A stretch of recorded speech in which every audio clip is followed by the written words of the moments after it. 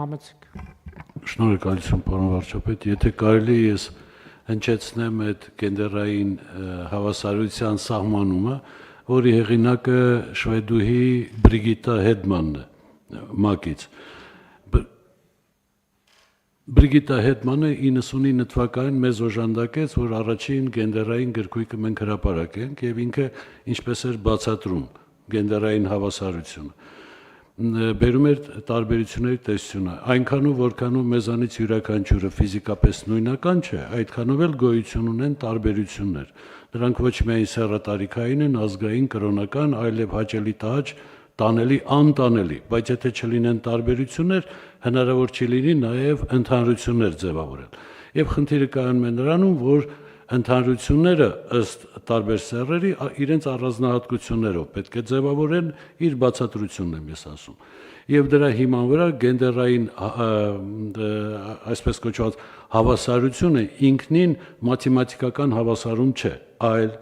տարբեր սեռերի առանձնահատուկ իրավունքների, պարտականությունների եւ պատասխանատվությունների իրավազորությունների ներդաշնակեցումն է, ըստ Բրիգիտա Հետմանի։ Շնորհակալություն։ Ես եթե ինձ հիշողությունս չի տաղաճանում, պարոն Գրիգորյան, Տիկին Ստեփանյան, այդ միջազգային բան կա, ցուցանիշ կա գենդերային ճեղքի մասին եւ վերջին տարիներին արձանագրված է, որ մենք այդտեղ լրջագույն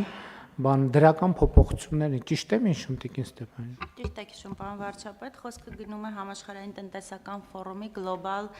գենդերային ճեղքվածք զեկույցի երկրների դասակարգման է, 24 թվականի դասակարգման համաձայն 146 երկրների շարքում Հայաստանը 64-րդն է,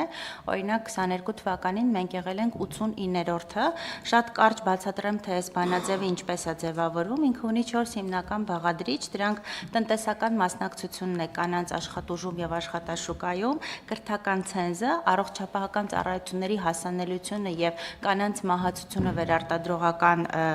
վերարտադրողական գործընթացի ֆունկցիայի ժամանակ եւ քաղաքական հզորացումը։ Ուզում եմ այստեղ հատուկ շեշտադրել նաեւ, որ Հայաստանը մինչեւ 1 բալային սանդղակում մենք ունենք 0.721 հազարորդական նիշ եւ Հայաստանը ավանդաբար ամենաբարձր միավորները հավաքում է կրթական, առողջապահական ցենզերում, մինչդեռ տնտեսական մասնակցության եւ քաղաքական մասնակցության կտորներում մենք ավելի ցածր ցուցանիշներ ենք ունենում։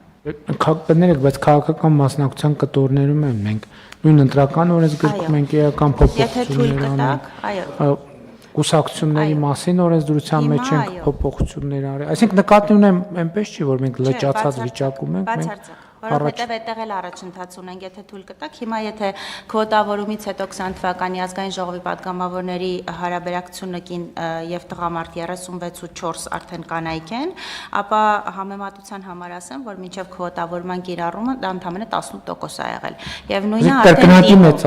նույնը արդեն տիմում որոշակի առաջընթաց ունենք։ Շատ լավ, խնդրեմ